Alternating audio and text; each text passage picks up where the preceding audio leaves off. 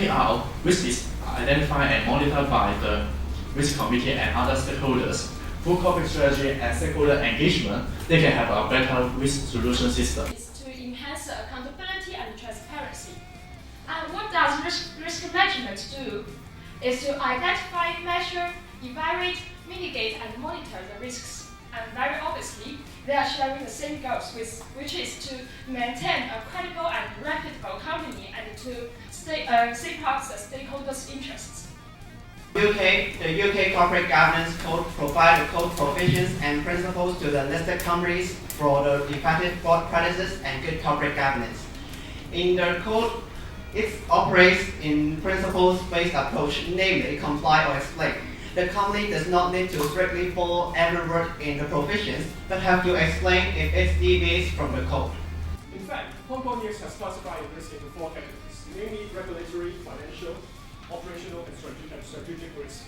As the core offering is to facilitate the transaction of securities and derivatives, it's very much in HKICS' interest to establish proper operational risk management strategy. HKICS news was had in 2011 again, causing the suspension of 7 stocks. These show possible weakness on the security systems that may compromise the fluency of exchange daily operation.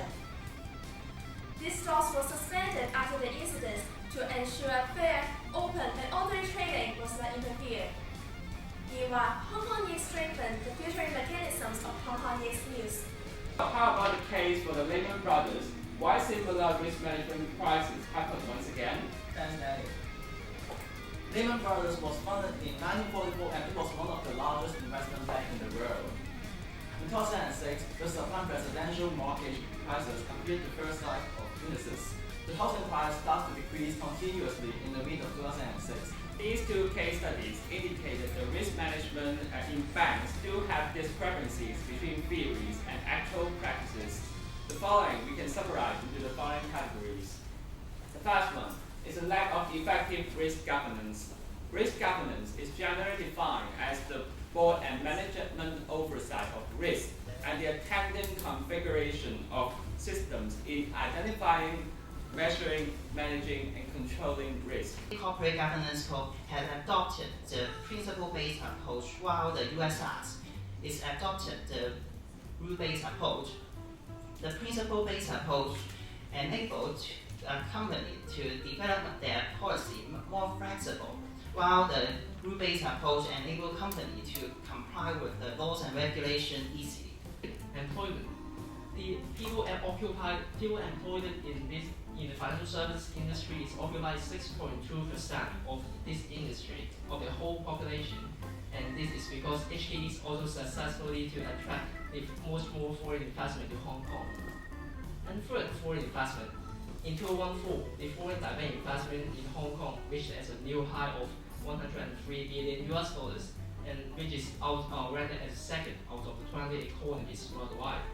We suggest HKICS adopt the 5 lines of defense model as being shown here.